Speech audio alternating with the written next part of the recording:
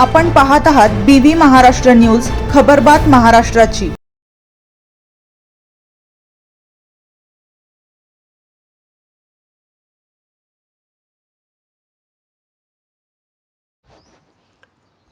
जुनी शेमडी येथील शेतकऱ्याचा 10 ट्रॅक्टर कांदा खराब की अज्ञात व्यक्तीकडून खोडसाळपणा। शेतकऱ्याने मोठ्या हिमतीने कांदा लागवड केली, कांदा काढून चाळीमध्ये साठवणूक केले, परंतु साठवलेल्या कांद्याला देखील जणू कष्टाचे फळ मिळाले नाही।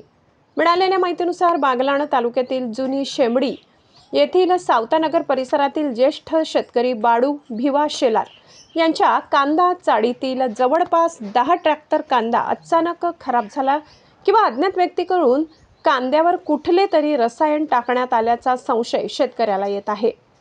परंतु त्यामुळे शेतकऱ्यांचे 300 ते 350 क्विंटल कांदा खराब झाला असून शेतकऱ्याला झालेल्या नुकसानाची भरपाई मिळावी।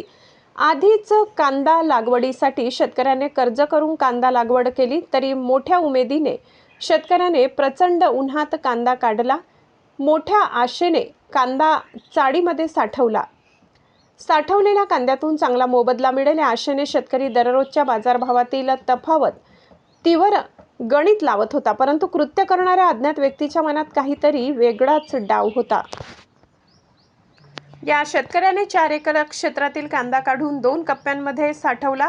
घराजवळच्या साईटचा कांदा चांगल्या स्वरूपात आहे, परंतु रस्त्याकडच्या साईटचा कांदा खराब झाल्याने संबंधित शेतकऱ्याला अज्ञात व्यक्तीने कृत्य केल्याचा संशय येत आहे। चाळीतील खराब कांद्यातून थोड्याफार प्रमाणात चांगला कांदा निवडून बाजूला करून कुटुंबाला हातभार लागेल या अपेक्षा शेतकरी करत आहे। कांदा विक्रीच्या तयारीत अशा प्रकारचे नुकसान झाल्यावर शेतकऱ्यांचे प्रचंड नुकसान झाले असून असे कृत्य करणाऱ्या अज्ञात व्यक्तीविरुद्ध कायदेशीर कारवाई करण्याची मागणी शेतकरी वर्गाकडून केली जात आहे। चाळीमध्ये 2 कप्प्यांमध्ये कांदा साठवला आहे, तर 1 कप्पा सुरक्षित असून दुसऱ्या कप्प्यातील कांदा अज्ञात व्यक्तीकडून कुठले तरी रसायन टाकल्यामुळे खराब झाला आहे। वाचलेला कांदा निवडून चांगला कांदा काढण्यात येत आहे। एवढ्या मोठ्या प्रमाणात झालेल्या नुकसानाची भरपाई मिळावी अशी मागणी आबा शेलार यांनी केली आहे। तर याआधीही जुनी शेमडी येथील ज्येष्ठ शेतकरी हरिभक्त पारायण पांडुरंग महादू अहिरे यांच्या चाळीत साठवलेला कांदा अज्ञात व्यक्तीकडून युरिया टाकून जवळपास 8 ते 10 ट्रॅक्टर कांदा पूर्णतः खराब करण्यात आला होता। विक्रीच्या वेळेस इतक्या मोठ्या प्रमाणात शेतकऱ्याचे प्रचंड नुकसान होत असेल तर शेतकरी कसा जगेल? आधीच निसर्ग शेतकऱ्याची परीक्षा घेतो, तर आता आलेल्या पिकाला बाजारात घेऊन जाण्याआधीच अशा माथेफिरूकडून नुकसान करण्यात येत आहे। बीबी न्यूज महाराष्ट्रासाठी सहसंपादक गणेश बागुल।